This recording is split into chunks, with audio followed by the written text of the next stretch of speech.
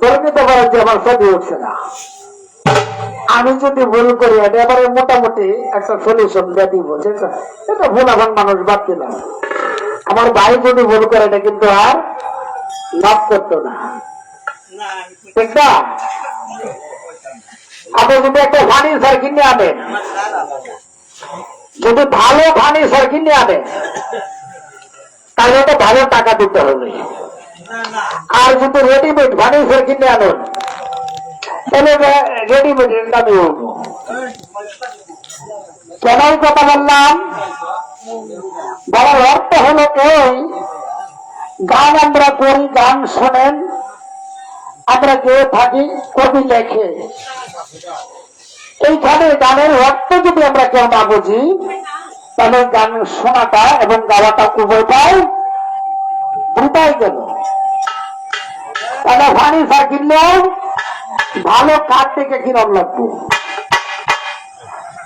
আর যদি গান গাই তাহলে ভালো কথার গান করতে হবে। যেন আমার ভাই প্রথম গানটা করছে, রাত্র 1টা বাজিল সঙ্গে না কেউ ছিল, করতে গেলেন নবী ইসলাম জারি, আবু জাহেলের বাড়ি। আবার এই আবু জাহেল ছিলেন কি আমার দয়াল নবীর চাচা। আমার দয়াল নবী হাত তুলে বললেন, হে আল্লাহ, এই আরবের মাটিতে দুইটা শক্তি, একটা শক্তি আমাকে দেও। পশ্চিম পাশে দুটো শক্তি কে? একটা হলো হযরত উমর, আর একটা হলো আবু জাহেল। আল্লাহ আবু জাহেলকে কবুল করলেন না, উমরকে কবুল করে নিলেন, উমরকে আমার দয়াল নবীর পক্ষ করে দিলেন। আর উমর যে আত্মসমর্পণ করে মুসলমান হয়ে আমার দয়াল নবীর পক্ষে কাজ করলেন। যখন আবু জাহেল মুসলমান ছিলেন না, আমার দয়াল নবীর বিপক্ষে ছিলেন, যেভাবে মানুষ উৎসুকাটা করছে, আর দয়াল নবীর পক্ষে এসে আবার ওইভাবে সে বেদিন কেউ কাটছে। তাহলে কি আবু জাহেলকে কবুল করলো না, চাচাকে কবুল করলো না, করলো কারণ আরেক গোত্রের হযরত উমরকে।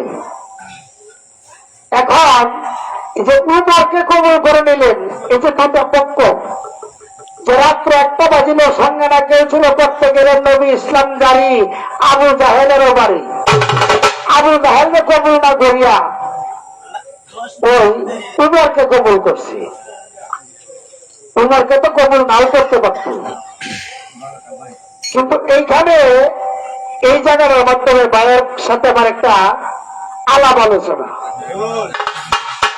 যে আবু জাহেলকে কবুল করলো না, উমরকে কবুল করলো। উমরের এরকম কি এর আগে যখন দিনে আসে নাই, দিনে আসার আগে আবু জাহেলের উমরের এরকম কি নেক ছিল, বা এরকম কি সুকর্ম ছিল, এই কর্মের বিনিময়ে সে এই আমার দয়াল নবীর পক্ষ হলেন, আর আবু জাহেলকে কবুল করলেন না।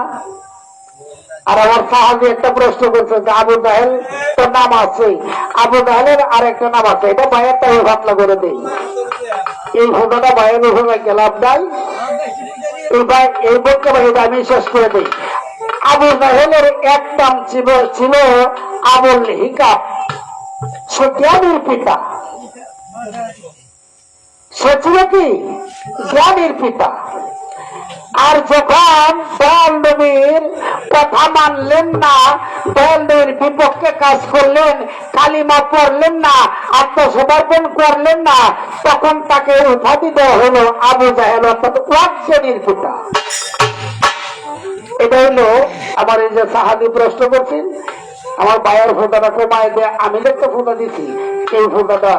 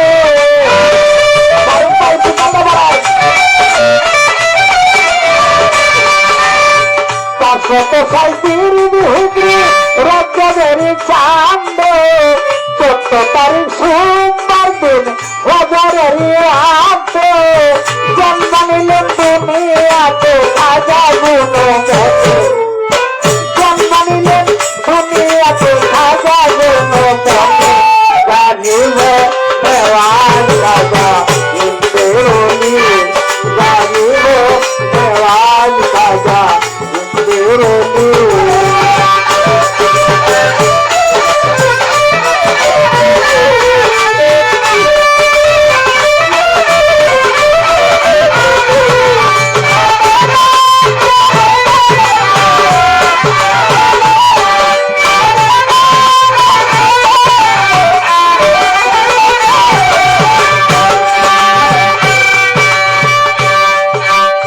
সত্তর বয়সে খাজায় নামাজ রোজা ধরে,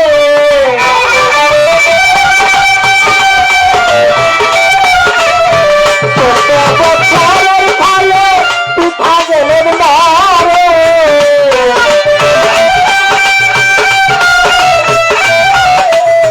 সত্তর বয়সে খাজায় নামাজ রোজা ধরে, 14 বছরের ফলে পিঠা গেলেন মরে, পিতা তাহার গিয়া সত্যি আহাত সঙ্গ